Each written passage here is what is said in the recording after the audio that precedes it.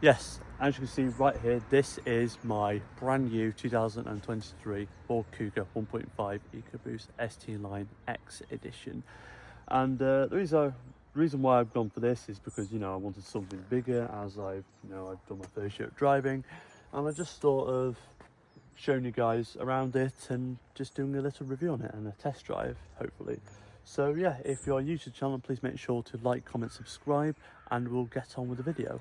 So compared to the last Kuga, this is a whole new facelift, a lot different, a lot wider in width, and it's slightly smaller, and the windscreen here isn't as big as the other one.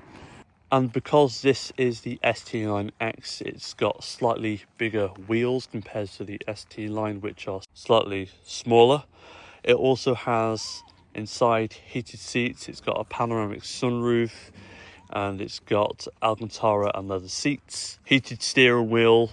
Also, it has a sporty look to it because it has these red brake calipers, which look quite nice all around. Also, when you come to the back, look out, if you open the boot, it has this thing on the U feature on the car. Obviously, with any car it does, you press that, and it should come up. So you have to click it twice, the button. Or there's another feature which I'll show you in a minute. All you do, you've got these tabs here. You have to pull that really hard. You don't want to break it, obviously. And this side, and there you have it. We look here, loads of room for your shopping, and yeah, it's quite practical, to be honest. And as you can see right here, there's plenty of space, even the seats are up. And don't forget, it's got no wheel. And yeah, and obviously it tends to come with a wheel kit with fitting your wheel. Also here it has a tire pressure gauge. It's got all sorts of equipment right here. But yeah, it's fairly clean at the bottom because it's a fairly new car, pretty obvious. Put down. And then you have that. When you press that, that just shuts the boot for you. There you go. Don't forget it has the reversing review camera right there. And I'll show you in the front.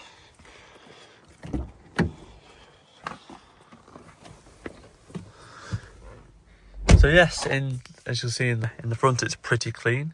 And it's got 10,109 miles, considering the fact it's 2 years of age. And when we start it up, start the engine. There we go. And if you press this button,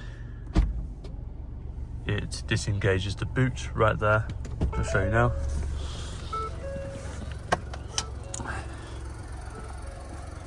There we go.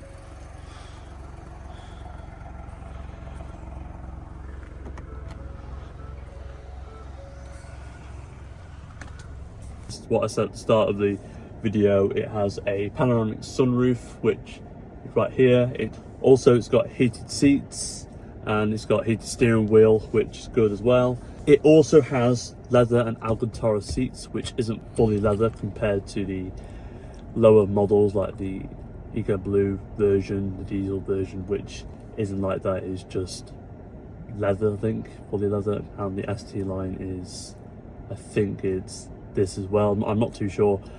Also, the Vignale is fully leather. So yes, they've got a different combination of the material of the seats. Also, it has the cruise control, it has air conditioning. It also has a fully working functional screen right here, which is a lot newer than the previous design, which didn't look particularly nice. It didn't look presentable to the car. So yeah, it's fairly quick and easy when you're trying to click through the apps and stuff. It's fairly straightforward in navigation. So yeah, it's not bad, to be honest. It also has the likes of extra storage compartments and the lot where you need to put your keys, your chewing gum, your pound coins, and the door bins are very useful for putting your type of favourite CD and your water bottle. So yeah, it's fairly nice at the front. Let's see what it's like at the back. And as we are in the back, there is plenty of space. Considering the fact I'm only 5'8", there is plenty of leg room and there's plenty of headroom.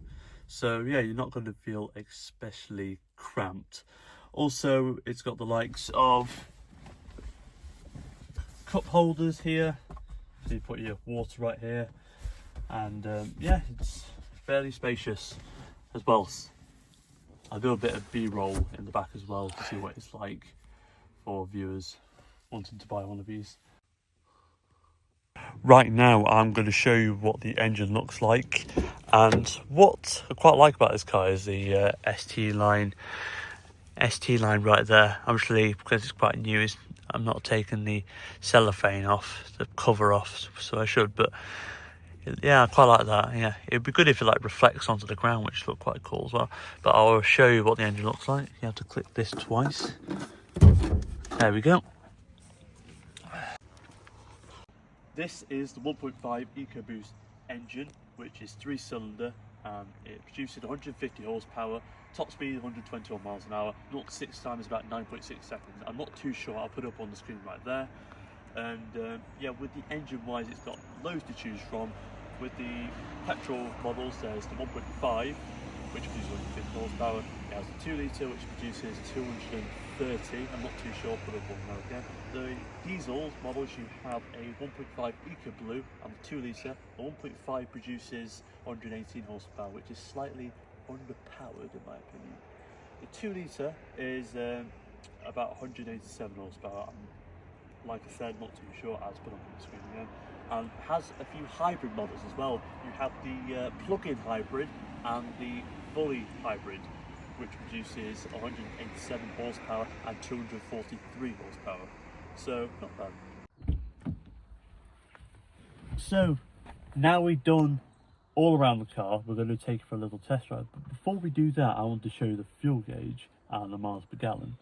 So guys, I want to talk to you about fuel economy, and since I've been travelling back and to work on small journeys, it has done 31 miles per gallon, which isn't particularly great for this car.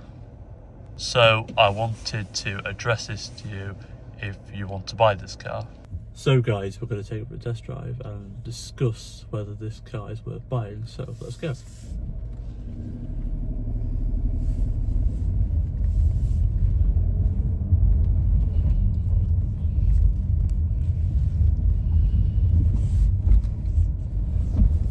This car has sport suspension, which is stiffer than titanium models.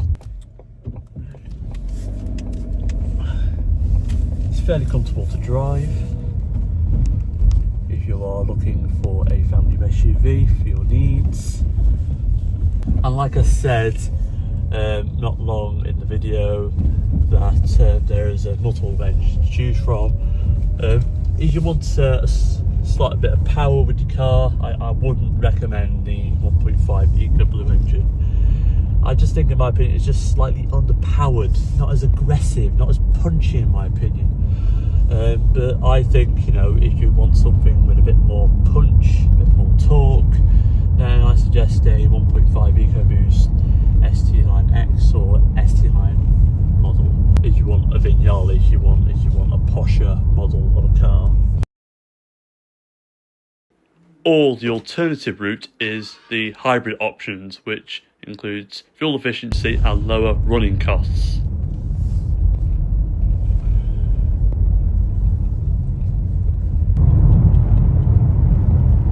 So if you are looking to buy one of these, the cost price for one of these is between £35,000 to £40,000. So if you really want to be spending that money, you've got to think hard and wise whether this is the one for you.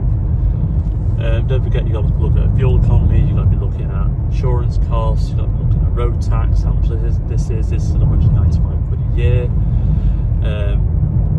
Yeah, if it's practical or not. Also guys, I forgot to mention that this has different driving modes. So you press this button right here, it'll come up with normal mode, which I'm in now, eco mode, sport mode, which I used at the end of the video, slippery, snow, sand and assist, and back to normal. So which is quite a cool feature if you want something like this.